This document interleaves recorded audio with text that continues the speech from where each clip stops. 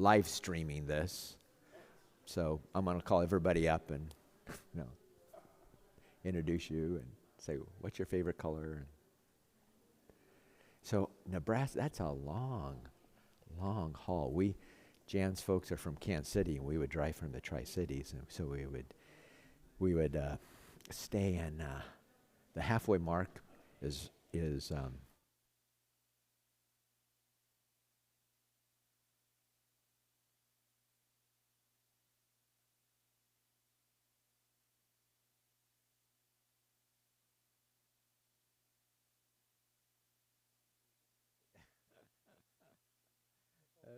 yeah, that's all right. We'll just wake you.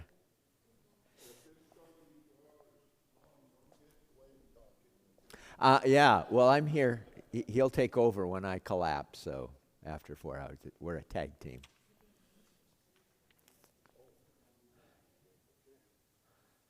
Okay, all right.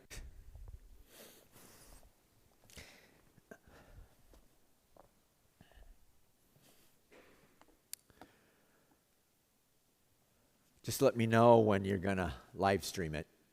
Oh, you're doing it now? Okay. Well, thank you all for staying after worship and encountering what I think is one of the most important things that a person can look at in terms of their life and also after their life. So we're going to be looking at today, in the time that we have, something called the wealth of your life. Now, there are two aspects that I believe that are part of your estate. One is your tangible assets. We're going to be talking a little bit about those, but also your intangible assets.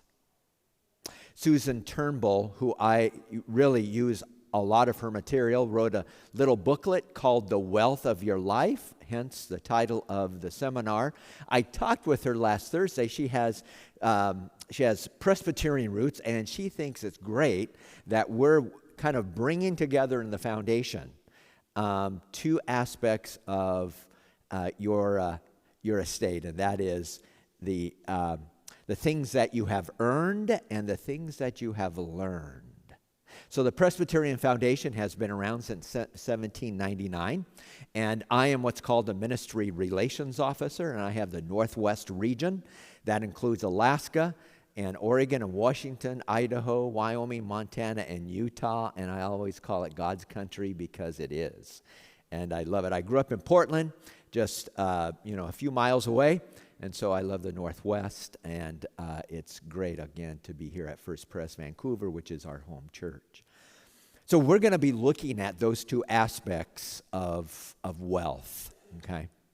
So one of the things I want you to think about is how you are going to continue to work after your lifetime. I have a good friend. His name's Carl Madison, and he is on the staff of the foundation. In fact, he's vice president of Planned Giving, and he and I talk probably once or twice a week about what he's doing, the new things that he's doing nationwide in the denomination. And he lives in D.C., and his folks really had a very special job. His dad was a surgeon for a person in the Congo named Albert Schweitzer. Have you heard of Albert Schweitzer? Well, his dad, Carl's dad, was his surgeon in the Congo, and his mom was Albert Schweitzer's administrative assistant.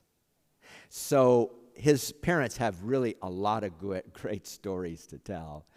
But at the end of both of their lives, they left some of their estate to the local church that they have.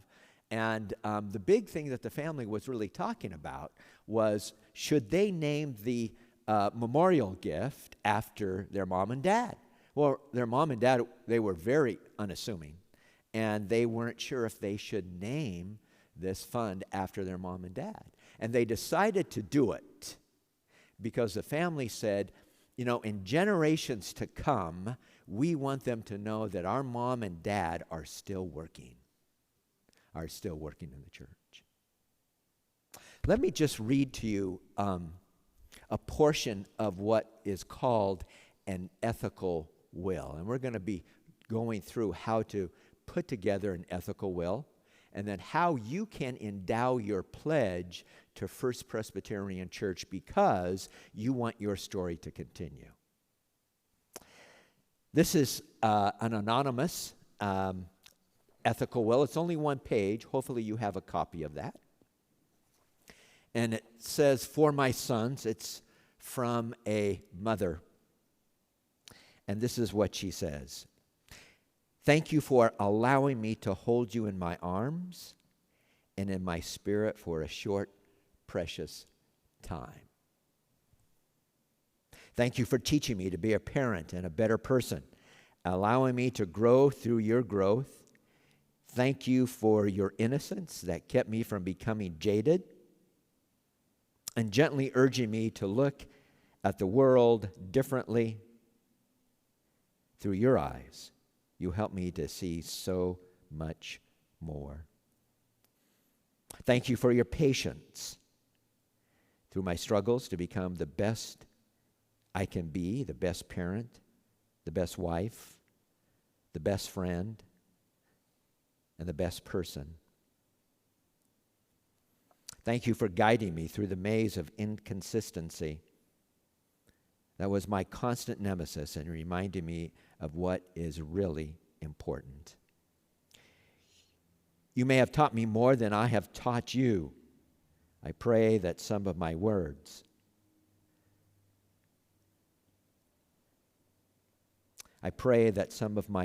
found their way from my heart through sometimes deaf ears and stubborn brain to your heart, because that was where I tried to send them." You know, that's a powerful message, isn't it? And she spent some time really developing this. And we're going to go through steps on how to develop this for you as well as part of your, what is called your intangible assets. But one of the things I want to do is talk about money. You know, I don't know about you, Josh, or you, Margaret, but I never had a class on, or Bill, or Dwayne, I never had a class on the theology of money. Oh, we had a lot of classes on the atonement theory, you know. I'm more of a vicarious substitutionary guy. So, and so we had a lot of, but we never had a class on money or how to talk about money. Lynn Twist wrote a book called The Soul of Money, and she writes this about money, which I think is a great theological description concerning money. And really, this is all about money in terms of your tangible wealth and your intangible wealth, because how you want your money to go to the church and also to your heirs is very important, how you think about money. She writes, "Money is like water. It can be a conduit for commitment, a currency of love. Money moving in the direction of our highest commitments nourishes our world and ourselves. What you appreciate appreciates. When you make a difference with what you have, it expands. Collaboration creates prosperity. True abundance flows from enough, never from more. Money carries our intention. If we use it with integrity, then it carries integrity forward. Know the flow." And really, that's what we're talking about today. Know the flow. Take responsibility for the way your money moves in the world. Let your soul inform your money and your money express your soul. Access your assets, not only money, but also your own character and capabilities, your relationships, and your other non-money resources. And this is what this mother did in terms of her ethical will. So what we're going to be doing is we're going to be going through really 4 parts. Kind of just welcoming, and I just did that a little bit in terms of introducing myself, but also kind of setting the stage for ethical will scripturally. Then we're going to be looking at discerning and telling and then launching your story. There are 3 core questions that really you need to address in regards to not only your estate plan, but also your ethical will. How do I share my faith with my family and to my church? That is really, I think, the most important part of your estate plan. What are the ways in which I can accomplish my legacy giving to my church? My life will end, but my story continues in the church I love.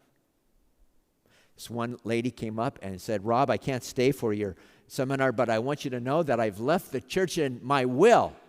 And Josh knows that as well, and she told Josh that. I would recommend that to anybody, to go and tell Josh or John to say, hey, I have left the church in my will. I'm not going to tell you how much, but I'm going to tell you that I have, because the church is important and I want my life to continue, my ministry to continue after my lifetime. How can I keep my faith alive after I am gone to my heirs? One of the things that really we're going to be talking about is how to keep your core values alive and pass it on to the next generation. There are 3 words that really comprise an ethical will, and in the Jewish faith, the renaissance of ethical wills are beginning.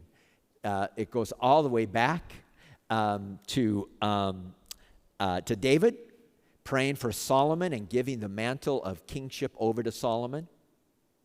It's also Isaac giving his blessing to his kids, the 12 kids, especially Joseph. Some of the other blessings were a little bit harsh to the other children. But to Joseph, boy, it was a supreme giving of his life and of his work to his son Joseph. Generations and remembering really has an impact in the Old Testament and in the New, that you remember what God's work has been doing in the past and you want to take it to the next generation. And of course, the most important one is as you express your estate plans, as you express your ethical will, to have it be joyful. And we're going to be talking about that too. So, this really represents your valuables, okay? We all have valuables, and they're going to be passed on to the next generation, whether you have a will or not. You can maybe designate where you want that money to go, but if you don't, the state will. And in my lawyer told me that, Rob, in Washington State, the probate laws have really, really been kind of smoothed in regards to giving away property. So if you have a lawyer, which I think we would really recommend that you do in terms of your estate plan, he or she will probably talk to you about probate laws, but really you still need to have a will or a trust. So your valuables will be passed on, but your core values, that's up to you. From the Torah, it says, words that come from the heart enter the heart. That's all about the ethical will. Passing along your values is optional, and that's up to you. So, what about discerning your story? The story is really the timeless part of yourself. We're not connected by things. We're connected by faith stories, traditions, memories, hopes, and dreams. We're connected by the legacies passed down from those who came before us, legacies we pass down to those who come after us. Every time on Sunday morning when we come to worship, we're standing on those who've gone before us, because they have given not only their life and their time, but also their resources to First Pres Vancouver. So the challenge is there's going to be many transitions. How do I pass on my core values to the next generation during those transitions? So, what is your legacy? This is the timeless part of yourself. What do you think are the values that you represent? In Turnbull's book, she has a section where she has a list of core values. And she asks you to pick maybe 5 or 6 of those core values. I think there's about 40. One is faithfulness. One is punctuality. One is perseverance. What are the core values that you want to pass on to the next generation, and expressing those to your heirs, to your kids? Then the other one is who do you hope knows your core values? And do you think they already get it? We have 3 kids. All 3 are going to be trustees, but 2 have special responsibilities in our trust. But our third, who is more sentimental than the other 2, she's going to have our ethical will. And one of the things we're asking her to do is read it to her children. My wife wants to read her ethical, she wants to have her ethical will read after she passes. I want my ethical will to be written and to be read by me while I'm alive. So we're writing 2 ethical wills, okay? But do you think they get your core values? Do they get who you are? My mom passed away about 6 years ago, and I got the pleasure of going through all the pictures. How many of you ever got the pictures, right? You go all through the pictures, and you come across this picture that was probably taken in the 1920s or turn of the century, and guess what? It's a picture, and you go, who is that person? And you look on the back, and what? There's nothing, right? And you go, oh, they must be some sort of relation. Well, an ethical will is saying, hey, who is John, who is Josh, who is Dwayne, who is Julie? And they're turning around and saying, oh, it's that guy. Because you may be writing to people that are not yet born, to your great-grandkids. There's a gentleman who he wanted to endow his pledge, and we're going to be talking about that later on. But he's at Westminster Presbyterian Church in Portland. And he worshiped about 40 years ago, and he said, I want to endow my pledge. Jim Moiso, who's a pastor here in the Cascade Presbytery, was pastor there, and all he did on a Sunday morning was say, I wish somebody would endow their pledge. And so this guy said, yeah, I'm going to do it. He gave about $20,000 a year. So he calculated how much that money needed to have in terms of return, and the bulk of that money he needed to invest to have $20,000 given to the church after his lifetime. Well, he did that. Well, that portfolio has grown to the point where he wants to communicate to the congregation that he's still working even though he's in heaven, and they get $90,000 a year in July. That's what endowing your pledge can really do. But Greg Neal, who's the pastor there, when I did this for them, he said, Rob, we don't know anything about this gentleman. We knew he was very generous, but I wish he would have filled out, and this is the booklet, and John is going to have a booklet like this in the library that you can check out. He raised this and he said, I wish he would have filled this out. Okay. So our daughter is going to make sure that our ethical will is read at an appropriate time to those that probably need it. Ethical wills are not a binding document, legal document. What it is that it is a non-binding letter or recording created for your loved ones. It is created with the intention of lasting beyond your lifetime for the purpose of passing on your faith, values, wisdom, advice, and stories. So an ethical will says, what do I want them to know? And a legal will says, what do I want my loved ones to have? So you're passing on your intangible wealth. Well, the frequently asked questions about an ethical will is, what form does an ethical will take? It can be in writing, it can be verbal, it can be in a recording, but it has to be some sort of way that you want to pass your values on to the next generation. Is an ethical will legally binding? No, it's not. But it also has an power as much as your legal will to communicate your love and your faith to the next generation. Who creates an ethical will? You do, obviously. Okay? Again, spouses may want to kind of share that, hey, you're going to create yours and I'm going to create mine. When should I create an ethical will? Now. In fact, I think someone should start when they're 40 or 50. I was talking with someone said, yeah, Rob, I'm 46, but I don't know if I want to start an ethical will. And I say, she goes, I have a lot to live. And I said, great, write down what you have lived now and write what you're going to live and do in the next 40 years when you're 86. Write it and put it away, go back to it, and begin to think about what you want to convey to the next generation. How long should it be? Susan Turnbull says maybe no more than 8 to 10 pages. It shouldn't be a novel. Some of them are just 1 page. Some of them are 5 pages. I was talking with a couple in Seattle, and they introduced me to this ethical will. We kind of heard about it, the foundation, but we weren't really kind of emphasizing that.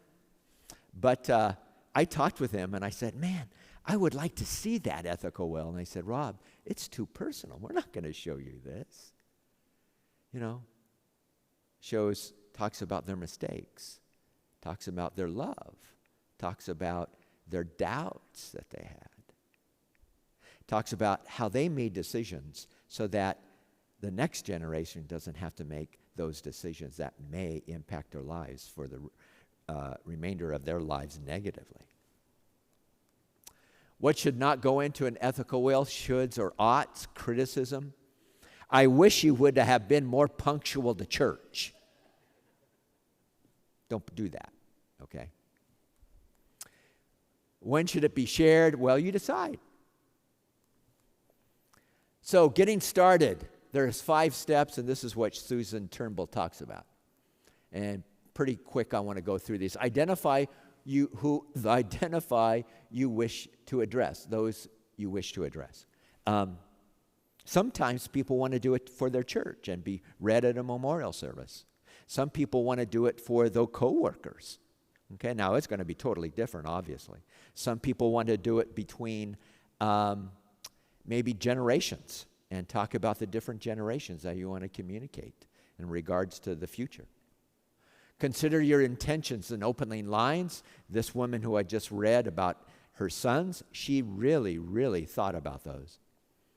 Reflect on what you want to say, create an outline, and compose your ethical will. And I want to stress that it is a process. It is a process. So let's look at number 1, getting started. And this is step 1. Identify those you're going to be writing to. And you think, well, that's going to be kind of maybe little bit self-explanatory, but sometimes it's not. She lists here, who do you want to write to? Children and or stepchildren, grandchildren or step-grandchildren, descendants not yet born, siblings, nieces and nephews. There's a lady in Jackson Hole, Wyoming, and I was doing the same thing in Jackson Hole, and they know a lot about money, and they know a lot about wills. And this lady said, I don't have any kids, because I was wondering if someone didn't have children, how would they look at this? And she goes, I'm going to write this to my nephews and to my nieces so that they know who I am and what I stand for. So Turnbull continues, parents or step-parents, spouses or partner, friends, guardians of your children, trustees, and of course, maybe even your doctor, and making sure that, your healthcare proxy is pointed out to him. You have to ask yourself this: who will appreciate and safeguard this document? So that's why we picked the child that we wanted to have. Do I want an intimate letter read by a few or more public document? Do I want an intimate letter read by a few or a more public document read by many? Do I want to write just one letter or multiple letters? Do I want to create a joint document with my spouse? So she has examples of how to get started in an ethical will. So that's pretty self-explanatory. Well, who is your audience? We just talked about that. Who will appreciate and safeguard your documents? Do I want to create a joint document with my wife, my spouse? And who would you like to have your ethical will written to? What about step 2, your opening lines? What would you like them to be? I graduated in journalism from the William Allen White School of Journalism at University of Kansas. And in the reporting class, we worked so hard on the first paragraph. We did not want people to not read the article because the first paragraph was boring. It didn't, who, what, how, and when. That was what we worked on, okay? So your first paragraph, your first lines are supposed to be important. To express my love and gratitude, what's important to me, my own history. There are certain things my kids don't know about me that they need to know about. It's not my high school years. I don't want them to know about my high school years, okay? Because I did some things that I don't want my grandkids to do. Provide some family history, vision for a trust, philanthropic charitable vehicle.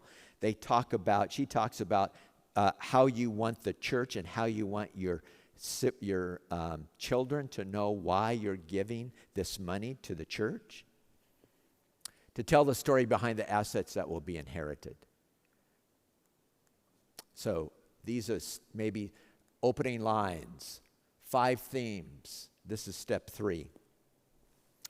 Your feelings, your values, your perspective, your history, your will or your estate plan. This is probably the largest part of your ethical will. Your feelings, your love and your faith. What difference has Christ made in my life? What did I know? When did I know that God first loved me? I doubted God when. I feel this way about God and Christ now. Relationship between what I love and admire about them or you. When I think of their futures, what do I wish for them? And so she has all these examples in her book. And you can order it on Amazon if you'd like. Of all that I have, of all that I want to say to you, the most important thing of all is what?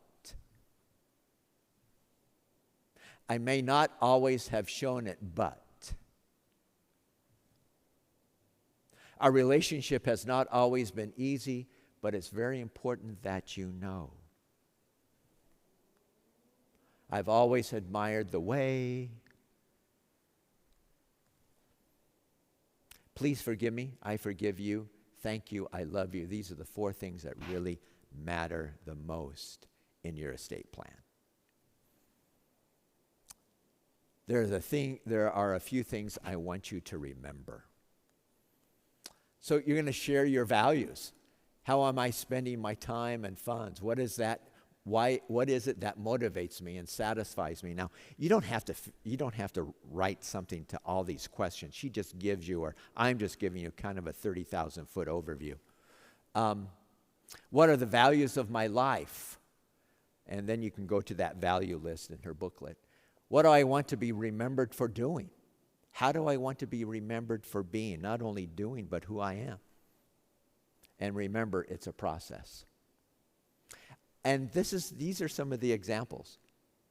I know it seems that I spent a lot of time fishing, but I love those early mornings on the water because being your mother has been simply the best thing in my life, or your father as a father. It hasn't always been easy, you know that, better than anyone.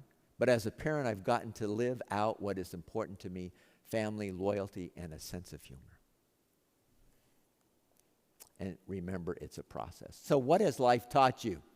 What do I know to be true about wisdom? I have gained mistakes I don't want my loved ones to repeat. Experiences that will personalize my viewpoint about truth, about friendship, about marriage, about raising kids. I've learned from my grandchildren. What have you learned from your grandchildren that you want to communicate to them?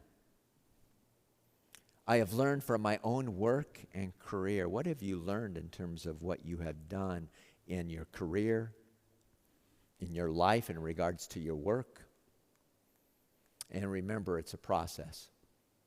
I want to share with you some practical advice about managing money, because maybe I can save you from making the same mistakes that I made. I want to tell you about my mother, who was a model for me of endurance under great difficulties. For what it's worth, I wanted to share some general advice in a list that I have decided to call 6 Things I Learned the Hard Way. For me, that would be more than 6 things, I think. And so remember, it's a process. Your history, people, places, experiences, decisions made, all the differences to me. When did you decide to ask that for your spouse's hand in marriage? Did you ask her parents or his parents, or her parents usually, for her hand in marriage? I know I did. And I was scared out of my skin. And my father-in-law knew it, and he really made me pay for that, But it was fun. What themes run through life, and where did they come from? What historical information feels like my responsibility to preserve and pass on? How can the most important faces and insights be expressed in stories? So that's your history. Examples? Let me bring you into my uncle's shop where I spent so much time as a teenager. The smell was a combination of Dwayne workshop. Dwayne Seach's. How many of you ever been to Dwayne Seach's workshop? What does it smell like? Wood, sawdust, hard work, sweat. It's not easy always to figure out what I wanted you to do, what I want you to do. And I realize, and I really struggled with finding a direction while I was in my 20s. Then one day I saw, how did you make decisions? Legacy plans. What are the benefits I hope that my decisions and allocations bring? This is where you get down to your story in regards to kind of the details that you want to have in your legacy plan. When I'm leaving a charitable contribution to this, I did this up at Ingalls Creek, which is an enrichment center right outside of Leavenworth. But you can put in First Pres Church here in Vancouver. Why am I leaving a charitable contribution to First Pres or the church? Is there anything that worries me about the possible impact of the assets upon my heirs? Will they burn through their money in 3 or 4 years? That is something that you may want to write what's called a letter of intention, to say this is what I'd like to have you do with the money that you're going to inherit, and follow maybe my core values as well. Money is like water, which I just read. It is my hope that these funds will enable you to do what? And you can write that to the church as well. I want you to know something about the source of the money you are inheriting. Most people have IRAs or 403Bs or 401Ks, and you had to sacrifice some of your maybe discretionary money because you were putting money aside for the next generation or for your retirement. People, if they receive that money in some special way, or the church, they need to know that about you, that you saved for the next generation or for your church.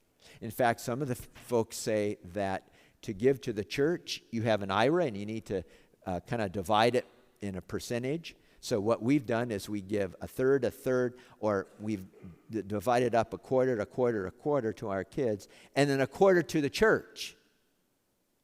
And that's an easy way to do your giving to your church after your lifetime. You don't have to even have it in your will. Thank you for agreeing to be a guardian of our children, and we hope that it never comes to that, but if so, our highest priority for them would be. So remember, it's a process. So, create an outline. That's pretty self-explanatory. But that's important in terms of an outline. It says, this is where I want this ethical will to go. What do I want? What do I want to write about first, and what would wait till later? Close my ethical will with these words. Remember, it's a process. And then compose it. New thoughts. Let it sit for a few days or weeks or months or maybe sometimes even years. Once finished, sign it and date it. Share it when the time is right. And Bertrand Russell said, one must care about a world one will not see. So when do you share it? I've got 6 things that I'm going to go through, but I'm just going to share those with you. One is you can write a letter, like this lady did to her sons. 2, you can have kind of a retreat and say, hey, we're going to get a house and everyone's going to come, or my grandkids, and we've got some special things we want to do. And one of those special things is to read your will, or read your ethical will. Share it with a friend. Share it with your pastor. So find ways that you can share that with people that are very important to you. There are other ways besides just using Turnbull's book. There's 2 organizations that will help you write your ethical will. One is, it's called Storyworth. How many of you have ever heard of Storyworth? Okay, you can subscribe to this. It's a great way if you wanted to have your kids give you something for Christmas. Do Storyworth. And I'm not sure exactly how much it costs, but for a whole year, once a week, you will receive a question, and you're going to answer that question. The one question was, what did your room look like when you were growing up? That's a pretty, kind of hopefully easy question, but there are deeper questions as well.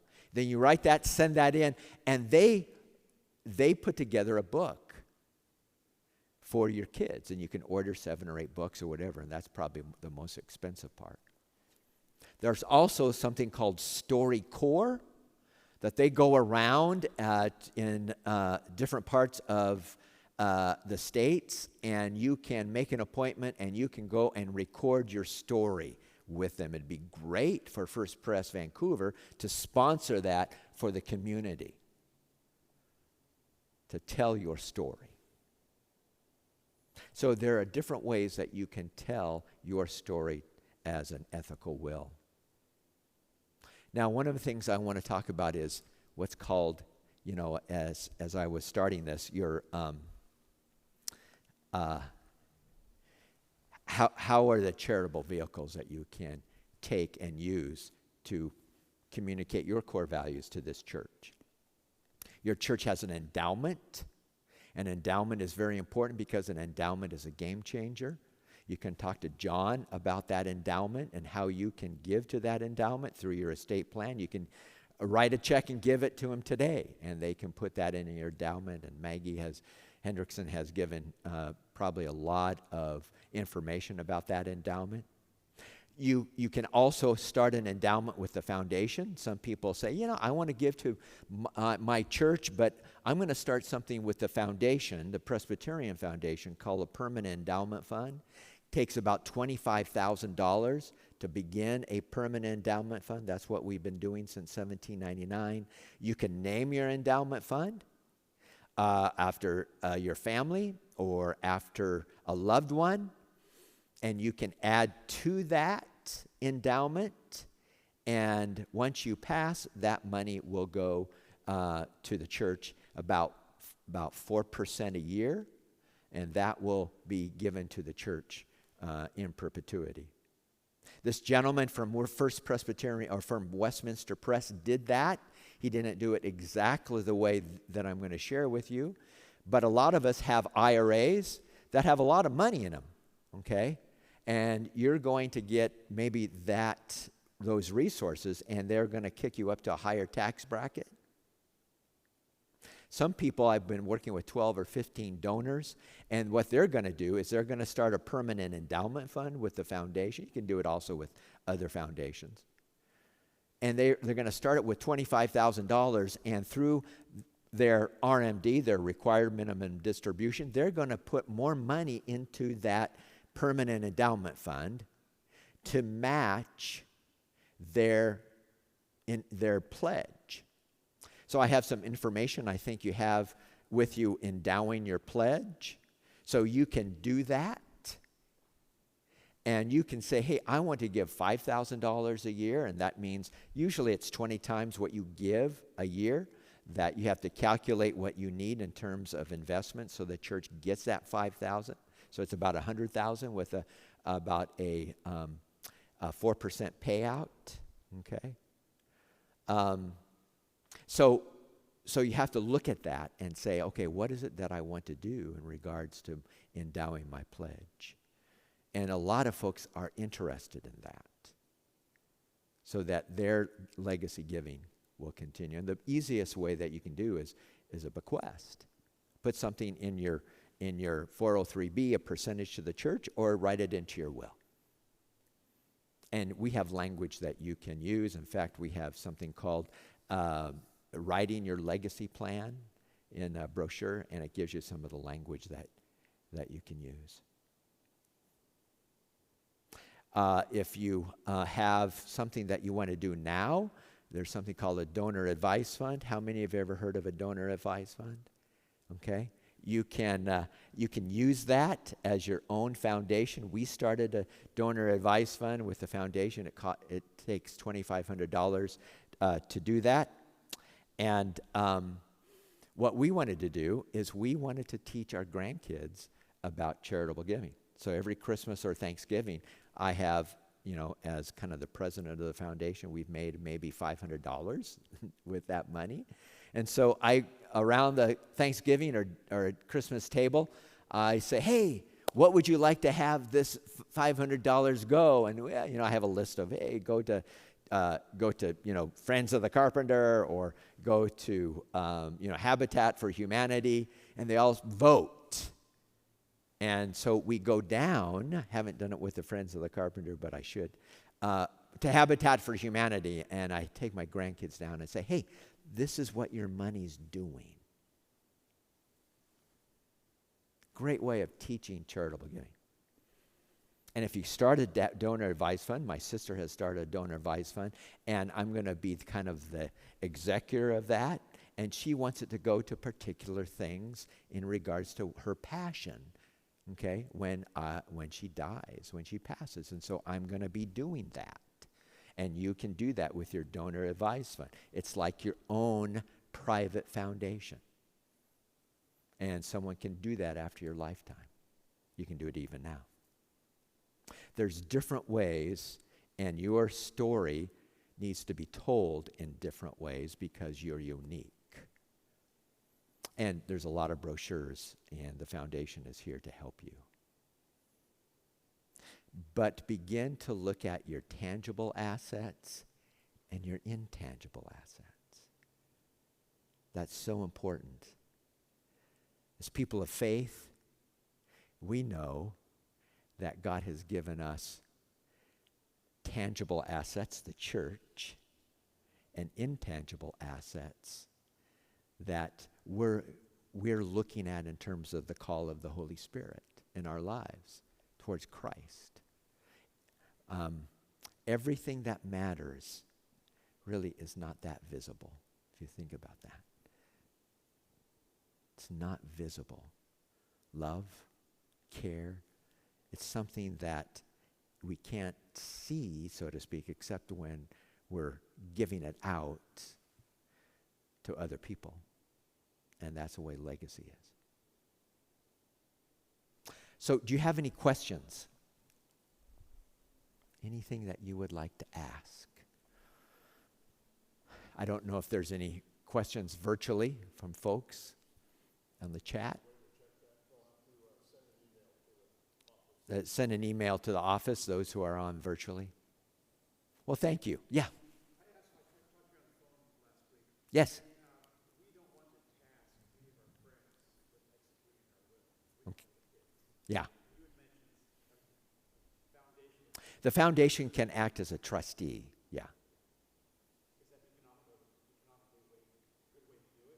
Well, we can talk about that, but there is a charge, there's a fee for a trustee to do that.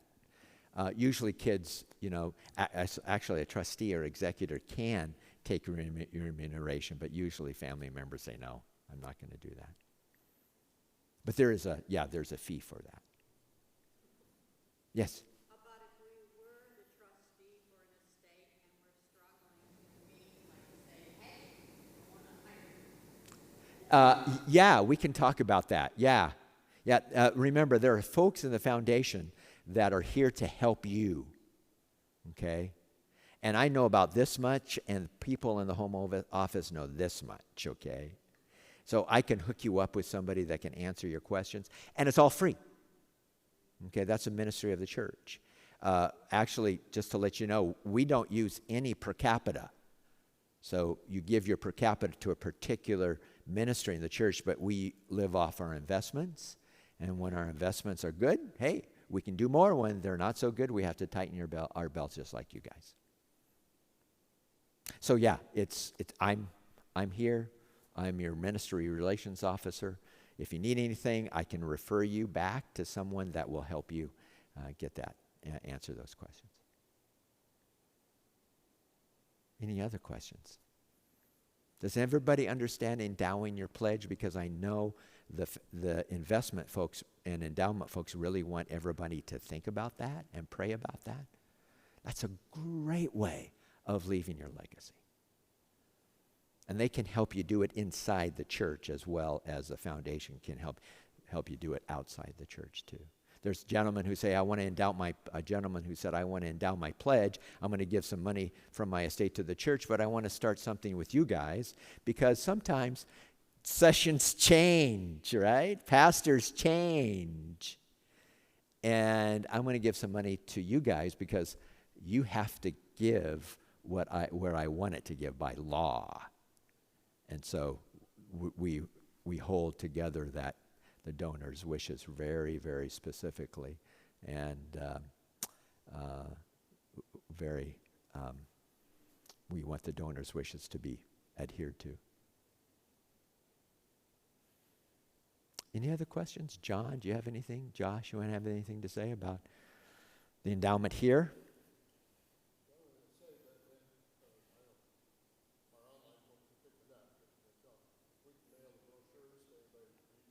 Yeah, John was saying for folks online, mail the brochures that I handed out to anybody that wants them, okay? And John has, I believe, names of everyone on the committee, so that if you want to call folks that are on the committee here at First Press, then you can do so and ask some questions. You got a great resource. Okay? Well, thank you. Hey, you bet. Yes. Let's pray. Heavenly Father, we thank you for the tangible wealth and the intangible wealth that we have in our lives that you have given to us.